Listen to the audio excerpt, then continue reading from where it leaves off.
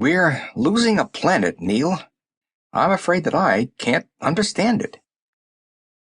The bald and wrinkled head wobbled a bit on the thin neck, and his eyes were moist.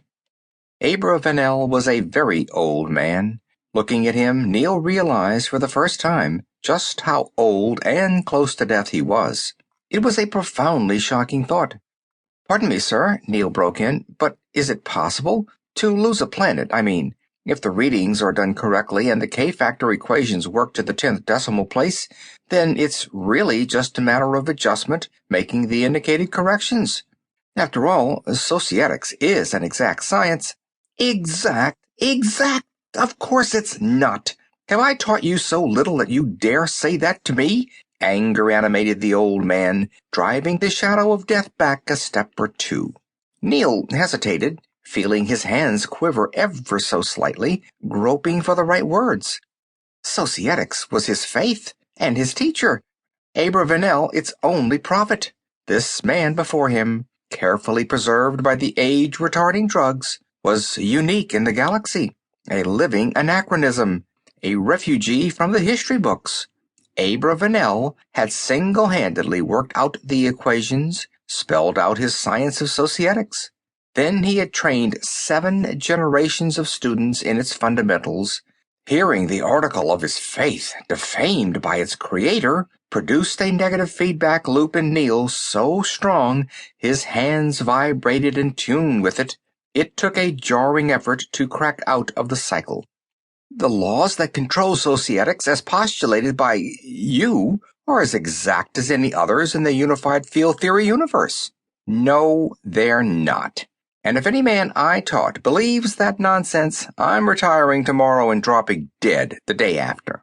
My science, and it is really not logical to call it a science, is based on observation, experimentation, control groups, and corrected observations. And though we have made observations in the millions, we are dealing in units in the billions, and the interactions of these units are multiples of that.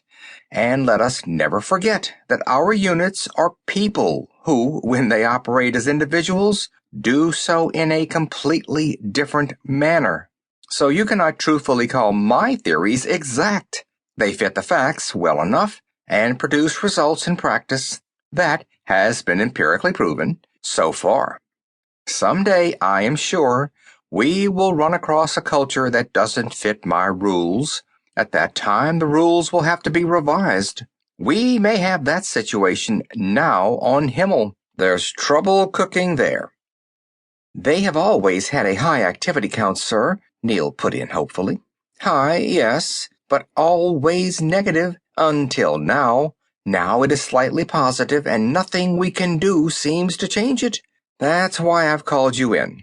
I want you to run a new basic survey, ignoring the old one still in operation, to re-examine the checkpoints on our graphs. The trouble may lie there. Neil thought before he answered, picking his words carefully. Wouldn't that be a little unethical, sir? After all, Hingley, who is operator there now, is a friend of mine, going behind his back, you know. I know nothing of the sort, Abravanel snorted. We are not playing for poker chips or seeing who can get a paper published first. Have you forgotten what societics is? Neil answered by rote. The applied study of the interaction of individuals in a culture, the interaction of the group generated by these individuals, the equations derived therefrom, and the application of these equations to control one or more factors of this same culture. And what is the one factor that we have tried to control in order to make all the other factors possible of existence?